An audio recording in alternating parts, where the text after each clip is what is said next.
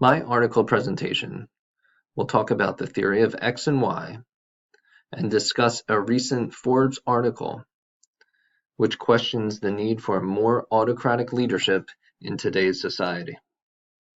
Douglas McGregor coined the theory of X and Y using his experience as a line executive.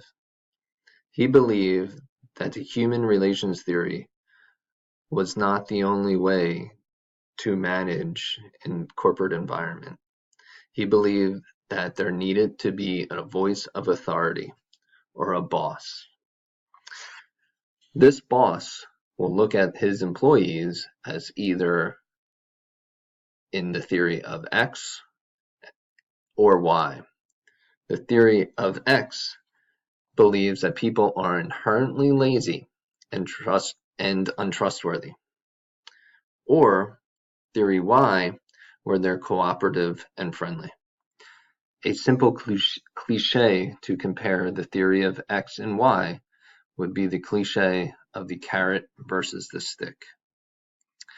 Theory X, or the stick, can be described as a more authoritative view of leadership.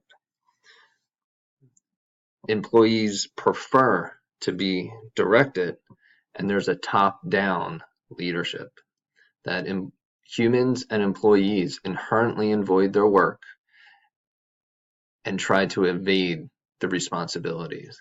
They prefer to be controlled and can be persuaded by the possibility of punishment, i.e. the stick. Theory Y, or the carrot, can be described as a more collaborative environment, that the managers are more flexible and creative, a more human relations style of management. The managers can lead and be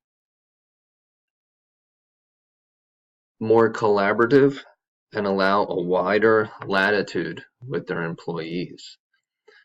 This will allow the employees to be self-driven and show initiative by themselves without the manager being a micromanager for their daily jobs. The Forbes article I chose asked the question if leaders need more stick or need to be more autocratic and authoritative. A recent shift in political lines, more right and conservative, is the reason this question is being asked. Sometimes we are seen as idolizing a more democratic leadership, but there's still a tendency for the employees to need and want authoritative leaders. The article discusses how successful managers are often deceitful to get the job done, and that is essentially all that matters.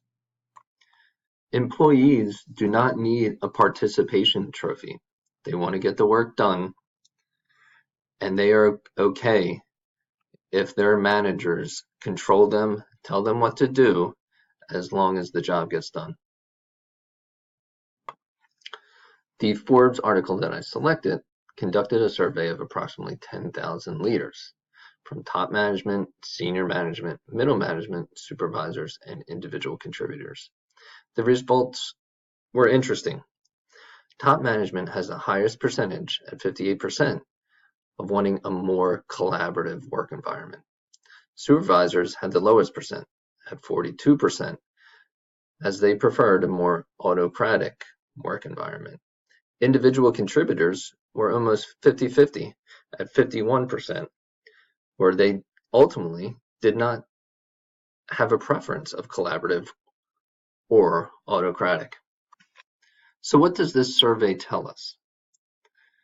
It makes sense that higher level management prefer a more collaborative approach. They have the luxury of giving the nature of people that report to them. They can communicate better and are more educated and skilled to give the management good information. Middle management and supervisors prefer the authoritative approach simply because they want their subordinates to just do the work and get the work done.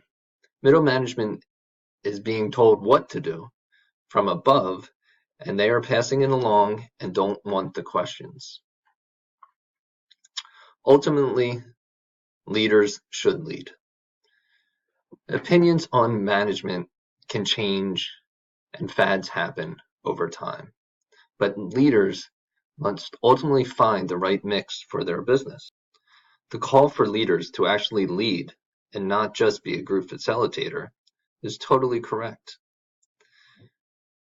Management should be in charge, and that is what should be known. But they must make that decision based on their employees, their managers, and the industry that they're in. They don't necessarily need to dismiss input from individuals, but their subordinates need to know who the leaders are. I appreciate your time and hope you like my presentation. I look forward to your comments. Thank you very much.